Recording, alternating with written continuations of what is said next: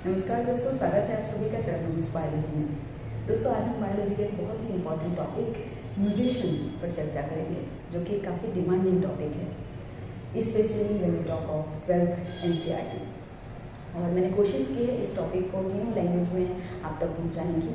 तो आप बोर्ड पर देखेंगे English plus Gujarati language, as well as हम कम्युनिकेशन के दौरान हिंदी माध्यम का उपयोग करके इस टॉपिक को ठीक तरीके से समझने का प्रयास करेंगे। तो दोस्तों, सबसे पहले चीज़ हम समझते हैं म्यूटेशन क्या है, विकृति हम किसे कहेंगे। तो जो वैज्ञानिक थे जिनका नाम था ह्यूगो द ब्रिस, जिन्होंने सबसे पहली बार म्यूटेशन टर्म का यूज़ किया था। Hugo de Vries was the first scientist who discovered the term mutation for the very first time. वे एक वनस्पति के ऊपर अपना रिसर्च कर रहे थे जिसका नाम था इवनिंग प्रिमरोज ओएनोथेरा लेमार्कियाना। उसी के दौरान उन्होंने म्यूटेशन शब्द का प्रयोग करते हुए ये कहा था कि म्यूटेशन ही इवोल्यूशन का कारण है। उद्विकास के लिए यदि कोई वस्तु, यदि कोई कारक सबसे ज़्यादा रिस्पॉन्सिबल है, यदि कोई फैक्टर रिस्पॉन्सिबल है, उसे हम कहेंगे mutation. So let's try to understand what is mutation exactly. Mutation, जिसे हम विकृति के नाम से जानते हैं, इसे डिस्कस करने से पहले हम ये डिस्कस कर लें कि हर एक सजीव, आप सभी को पता होगा कि हर एक सजीव, any organism is made up of cell. कोई भी सजीव की प्राथमिक जो मूलभूत इकाई है वह है उसकी कोशिका। कोशिका में एक मास्टरपीस ऑर्गेनल होता है जिसे हम कहते हैं कोश केंद्र या फिर न्यूक्लियस। और कोश केंद्र में एक हेरिडिटरी मटेरियल जो प्रेजेंट है, जिसे हम डीएनए के नाम से जानते हैं, जिसे हम जेनेटिक मटेरियल कहते हैं। यदि उस डीएनए के सीक्वेंस में, यदि उस डीएनए के फ्रेम में, यदि उस डीएनए की लिखावट में किसी भी प्रकार का कोई भी परिवर्तन आता है जिसकी वजह से उस सजीव का जीनोटाइप यदि बदल जाए, उस सजीव का जनीन प्रकार या फिर जीन प्रकार बदल जाए, और उस जीनोटाइप के बदलने से सजीव का फिनोटाइप यदि बदल जाए, उसे हम कहते हैं म्यूटेशन। तो सिंपली म्यूटेशन को एक्चुअली आप कई सारे अलग अलग वेज में डिफाइन कर सकते हैं, लेकिन this was the simplest and the basic way to understand the term mutation. तो म्यूटेशन यानी डीएनए की जो ओरिजिनल रीडिंग फ्रेम है उसमें किसी भी प्रकार का परिवर्तन, जो कि यदि आपका जीनोटाइप बदल दे और जीनोटाइप का बदलाव यदि आपके फिनोटाइप में बदलाव लाता है, उसे हम कहेंगे म्यूटेशन। एक्चुअली म्यूटेशन कई सारे कारणवश हो सकता है, बट बेसिक बात यह है कि म्यूटेशन सकारात्मक भी हो सकता है, पॉजिटिव सेंस में भी हम इसे ले सकते हैं, और यह नेगेटिव या नकारात्मक भी हो सकता है। यदि म्यूटेशन नकारात्मक है, यदि म्यूटेशन पॉजिटिव है, then it is responsible for the evolution of organism. तब वह सजीवों के उद्विकास में बहुत ही महत्वपूर्ण भूमिका अदा करता है। सजीव अपने आप को इवॉल्व करते हैं, अपने आसपास की परिस्थिति के हिसाब से खुद को ढालते हैं। ये सारे परिवर्तन उनके जीनोमिक डीएनए में चेंज होने की वजह से आते हैं, और यदि वो परिवर्तन सेफ है, यदि वो सकारात्मक है, यदि वो पॉजिटिव सेंस में हो रहा है, then it is very very helpful for that organism to survive. तो यही बात कही थी ह्यूगो द ब्रिस ने कि म्यूटेशन ही वह फैक्टर है which is responsible for the process of evolution of organism, जो विकास के लिए ज़रूरी है। वन बाय वन हम म्यूटेशन के डिफरेंट टाइप्स के बारे में डिस्कस करेंगे। There are many types of mutation based on the different things. कुछ टाइप्स मैंने यहाँ पर मेंशन किए हैं जिसे हम दोनों लैंग्वेजेस में समझने का प्रयास करेंगे। The very first one is somatic mutation. Somatics, हमारी बॉडी में दो टाइप के सेल्स होते हैं, ये हम जानते हैं।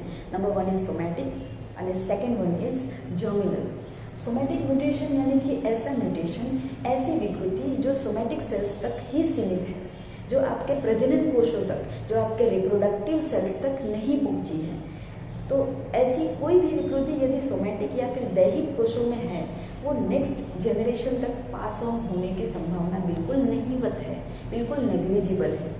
लेकिन यदि हम दूसरे टाइप की बात करें, that is germ line mutation और द जर्मिनल म्यूटेशन, जिसे हम जननकीय म्यूटेशन भी कहते हैं, इस प्रकार की विकृति हमेशा प्रजनन संबंधित कोषों में पाई जाती है, और यह विकृति रिस्पॉन्सिबल है कि उस स्वरूप प्रकार को पीढ़ी दर पीढ़ी अथवा जनरेशन टू जनरेशन जा सके।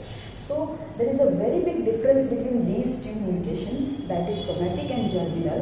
कि somatic mutation generation to generation pass on नहीं होगा, जबकि germline mutation एक पीढ़ी से दूसरी पीढ़ी तक, एक जनरेशन से दूसरी जनरेशन तक पास ऑन हो सकता है। Now let's talk about the third one, that is gametic mutation। यदि शुक्रकोश या फिर अंडकोश के लेवल पर इन कोशों में इनके डीएनए में कोई परिवर्तन होता है, यदि स्पर्म या ओवम के डीएनए में कोई भी प्रकार का चेंज होता है, तो वह चेंज भी हेरिडिटरी हो सकता है, वह भी पीढ़ी दर पीढ़ी आगे कैरी ऑन हो सकता है। तो इसे हम कहेंगे गैमेटिक या फिर जन्यु विकृति। Then the fourth one is zygotic विकृति, अर्थात जन्युओं का मिलन हो चुका है, इनका संयुग्मन हो चुका है, स्पर्म एंड ओवम का फ्यूजन हो चुका है, उसके बाद जो सेल क्रिएट होता है जिसे हम जाइगोट कहते हैं, जिसे हम अदर लैंग्वेजेस में यूग्मनज या फलितांड कहते हैं, इस लेवल पर यदि सेल में डीएनए में किसी भी प्रकार का कोई परिवर्तन आ गया तो उसे हम कहेंगे zygotic mutation. Then the fifth one is dominant mutation. Dominant mutation means आप यदि एक जीन के सेट की बात करें तो suppose this is a homologous pair of alleles, इसे हम अलील कहेंगे, एक स्पेसिफिक पार्ट को हम कहेंगे कारक या फिर अलील। अभी ये कारक यहाँ पर डोमिनेंट है या फिर प्रभावी है, तो यदि इनमें विकृति है, यदि इनमें म्यूटेशन है, तो वो स्वरूप प्रकार या फिर फिनोटाइप में एक्सप्रेस होगा। डोमिनेंट म्यूटेशन यदि हेटेरोजाइगस भी है, यदि वो हेटेरोजाइगस भी है, यदि कोई जीन अपनी विषम युग्मी कंडीशन में भी है, फिर भी डोमिनेंट विकृति अपने आप को एक्सप्रेस करेगी। This is the fact. तो मुद्दा ये है कि यदि विकृति डोमिनेंट अलील में है, यदि विकृति प्रभावी अलील में है, तो उसे हम कहेंगे डोमिनेंट विकृति, जो कि इन दोनों किस्सों में अपने आप को एक्सप्रेस कर सकती है।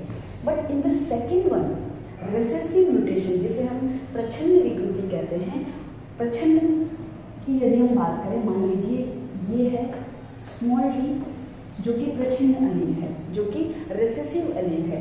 यदि ये विकृत है तो ये अपने आप को अभी एक्सप्रेस नहीं करेगा। ये जीन विकृत है लेकिन स्वरूप प्रकार में आपको इसका चेंज देखने को नहीं मिलेगा।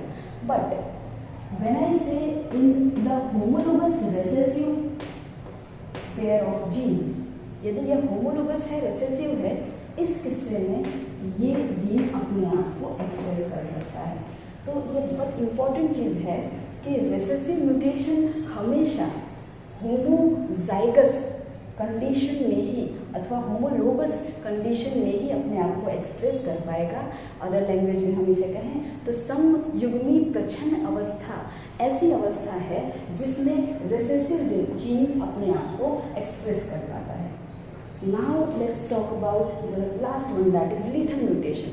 lethal mutation यानी कि इस प्रकार का म्यूटेशन, कुछ ऐसी विकृति जो कि सजीव के मृत्यु का कारण बन सकती है, उसे हम कहेंगे lethal mutation, which directly leads to the death of the organism। Then next विकृति है spontaneous विकृति या फिर spontaneous mutation। स्पॉन्टेनियस का अर्थ है ऐसी विकृति जो हमारी बॉडी में अपने आप खुद ब खुद प्राकृतिक तौर पर नेचुरली हो रही है, उसे हम कहेंगे स्पॉन्टेनियस म्यूटेशन। फॉर एग्जांपल हमारी बॉडी में डीएनए रेप्लिकेशन के दौरान डीएनए की जो एग्जैक्ट कॉपी तैयार होती है, डीएनए की जो एग्जैक्ट रेप्लिका बनती है, उस दौरान कई सारे एंजाइम्स, कई सारे उत्सेचक अपनी भूमिका अदा कर रहे होते हैं। For example DNA polymerase, for example helicase, ligase etcetera. तो यदि इन एंजाइम्स की जो फंक्शनिंग मैकेनिज्म है, जो इनकी क्रियाविधि है, उस दौरान कोई भी गड़बड़ हो जाती है, बाहर का कोई फैक्टर नहीं रिस्पॉन्सिबल है, but if the internal factor of the body is responsible for the alternation of the DNA sequence, then that type of mutation is known as spontaneous और the स्वयंभू विकृति और the mutation। The next one is induced mutation. What is induced mutation? The external factors are responsible for the mutation, then that type of mutation is known as induced.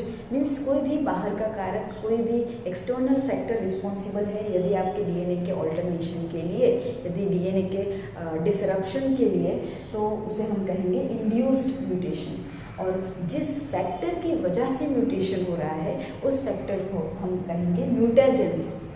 There are many type of mutagen which are categorized into 3 specific categories. Mutagens को या फिर mutation को प्रेरित करने वाले कारकों को हम 3 डिफरेंट विभागों में डिवाइड कर सकते हैं: भौतिक कारक, रासायनिक कारक एवं जैविक कारक। फिजिकल फैक्टर्स, केमिकल फैक्टर्स और द बायोलॉजिकल फैक्टर्स। तो ये है म्यूटेजन के अलग अलग टाइप्स। फिजिकल में से फॉर एग्जांपल आप एक्स किरणें या फिर यूवी रेज की बात कर सकते हैं। केमिकल फैक्टर में आप टोबैको के अंदर रहे हुए निकोटीन की बात कर सकते हैं, फॉर्माल्डिहाइड की बात कर सकते हैं, colchicine and nitrous acid etcetera. Then biological factors में कुछ वायरसेस ऐसे हैं जो कि म्यूटेशन के द्वारा कैंसर प्रोड्यूस करते हैं। तो द कार्सिनोजेनिक वायरसेस और the oncogenic viruses are also sometimes responsible for altering the original DNA frame or the sequence and lead to the mutation that is known as induced mutation. और last mutation का type है biochemical mutation, जिसे हम गुजराती या हिंदी में कहेंगे जैव रासायनिक म्यूटेशन। यदि कोई भी प्रकार का म्यूटेशन किसी एंजाइम के लेवल पर होता है कि जिसकी वजह से कोई एंजाइम डिफेक्टिव बन रहा है, तो वह एंजाइम जिस भी मेटाबॉलिक प्रोसेस में इन्वॉल्व है उस मेटाबॉलिक प्रोसेस के आउटपुट में भी आपको डिफेक्ट देखने को मिल जाएगी। So when the mutation occurs in the gene which is responsible for the production of enzyme, then that mutation is known as biochemical और the जैव रासायनिक म्यूटेशन। और ये इस प्रकार के म्यूटेशन आपको मेटाबॉलिक पाथवे के अंदर उनकी एंड प्रोडक्ट जो विकृत होकर निकल आती है उसमें आप देख पाएंगे। So these are the basic types of mutation. इसके अलावा भी कुछ टाइप्स हैं, बट आप यदि इतना समझ लेते हैं which is I think enough for the NEET aspirants. So I hope ये आपको समझ में आया होगा।